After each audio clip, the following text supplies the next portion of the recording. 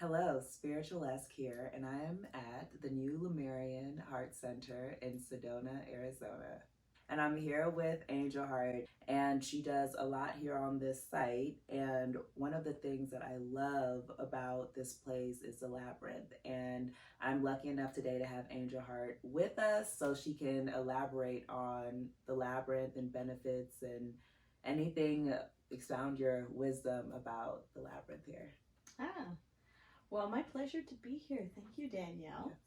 Yes. And yes, we are in what we like to call a heart vortex. And so that being said, Sedona is known for the vortexes. And what that basically is it's a power point, or it's an energy. If you think of like a tornado, it's like the spiral. So it's like a strong point of where the force is, right? So with that, kind of in the center of our land is our labyrinths. We have two. We have the replica of a Chartres labyrinth in France. Ours is about double in size. Mm-hmm. And we have a 7-circuit labyrinth, which is smaller, but it still is powerful. And the premise behind a labyrinth, as many of your audience may know, is it's a walking meditation. And we always invite people to just drop in, set your intention when you come to the beginning of the labyrinth, as you're coming to the entrance point. And it's not about being in your head. It's about really dropping into your heart. So set your intention if you want to release something, if you'd like to manifest something, if you want to just have a new, bring in something new into your world. So with that, you set the intention and then let it go. And the philosophy is just to follow your breath or to follow your feet as you continue to walk the labyrinth. And what the labyrinth does is it's actually like a spiritual tool to help you recondition or reprogram how you think. And what happens is it heads towards the center, but as you're going to the center, you also pull away. It kind of plays with your mind. So what actually happens is it recalibrates how you're thinking. And so you're using both hemispheres of your brain, which a lot of times we become like records, and we always have the same thoughts. We always put it through the same cycle. So what happens is when we walk the labyrinth and we actually follow our breath or our feet, but we're out of our mind, we're not like focused on, here's my intention, here's what I want to release. What actually happens, it allows the process to be organic, and it allows it just to flow. So you will find yourself, people are always like, well, will I get my answer by doing this? How will I know? Well, yes, at some point. You might get it while you're walking. You might get it after you're out. You might get it in your dream time. You might get it a week from now. But what happens is it actually recalibrates your thought process. So by the time you get to the center, you can spend as much time as you like. Some people have their own little process. Some people journal, whatever they feels right for them. And then you walk out, and again, you walk out with the intention of following your breath or following your feet, but just being in the process of really being in the now moment, which is really where the heart is. And that connects us. When we connect to our heart, it connects us to our higher self, or to that which is all, right? The whole, field of possibilities. And so when you drop into your heart and you really begin to feel that, you begin to see life in a new way. So the labyrinth becomes this tool that helps us kind of like find a new way to think, a new way to recalibrate, and just to be. So, and once you're complete, it's always nice just to give thanks, mm-hmm. and to pay attention to what comes up for you. You might find yourself like, oh, that was really an interesting thought. Or, like, where did that come from? That's an idea I would, and that's the type of stuff it does. So it takes us out of like the broken record where we're just kind of stuck in that same loop, and it moves us into really a way of embodying a new way of thinking, which moves into a new way of acting and creating, and eventually just you're bringing forth a new life in maybe baby steps, if you will, but maybe not. Maybe like all of a sudden you're going to make a major shift. So it's amazing. Yeah, it's really amazing. So, wow. You walked it, yes? Yes, I did. I walked it this morning. And how was that? Wow. So Walking the Labyrinth is an amazing experience. And this morning, so since I've been here, I've been working on a lot of heart chakra, opening my heart. And I was very intentional as I was walking the labyrinth this time that I want to commit to keeping an open heart. And particularly with what's going on in the world right now, it's very chaotic. There's a lot of what hate, I guess I would say the opposite of love out there. So it's even more important for me to make sure that I am acting in love and keeping my heart open. Or to truly act in love, I have to keep my heart open. And some beautiful epiphanies came up for me in regards to fully loving myself so I can keep my heart open.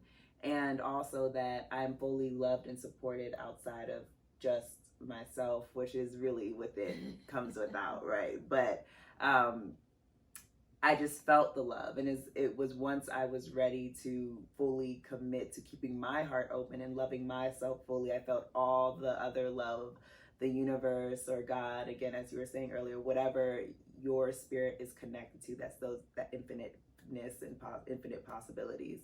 And I felt that. And I was overwhelmed with emotion, but even in the emotion, I felt that I was releasing what no longer served me, but then also receiving what does serve me. And that was just like this full awareness and knowingness that I am love, I embody love, I am loved. So that was very, very profound. And that was this morning, that was with the sunrise. So just very grateful that I was able to do that and take that time. And I actually walked the labyrinth. I think it took me about an hour and 45 minutes.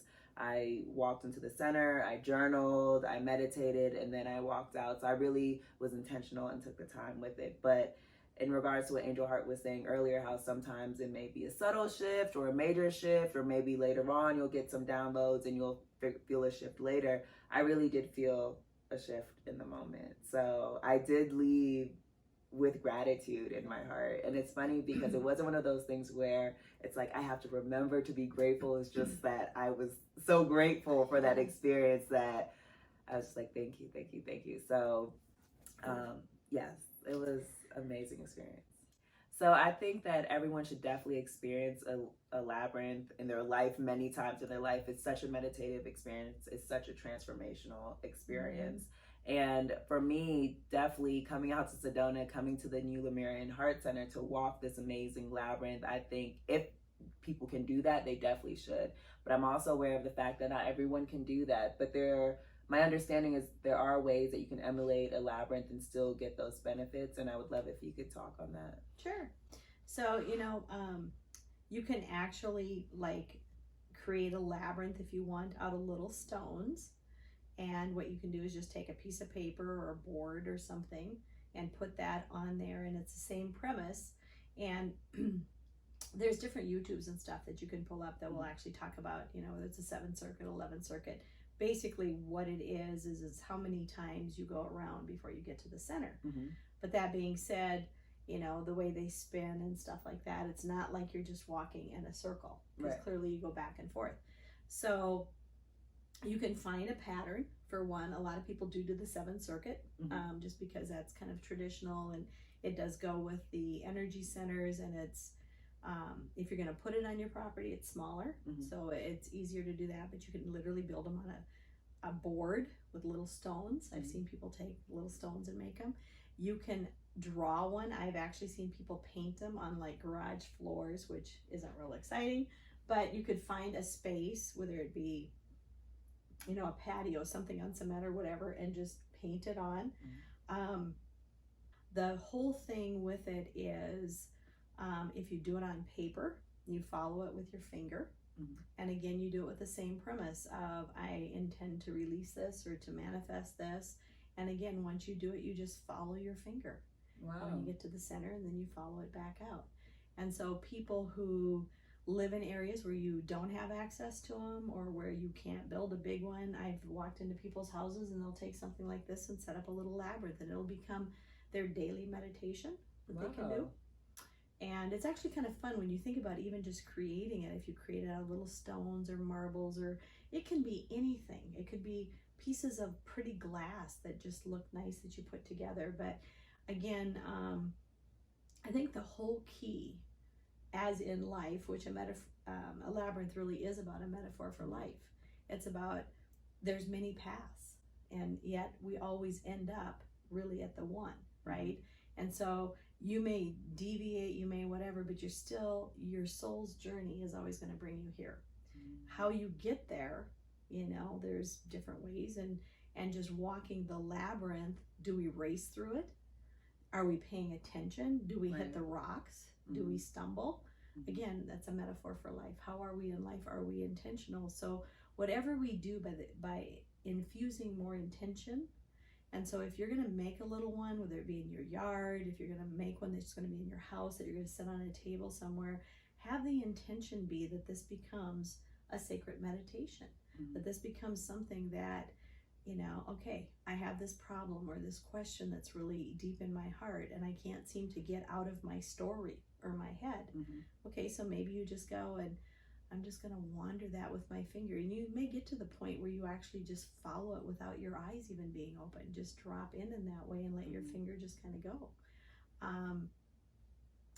Part of it is us giving ourselves, if you will, permission to come up with another way of being versus always having to react. And it's really about taking the time to allow ourselves to respond, to really check in with ourselves and go, what really feels good?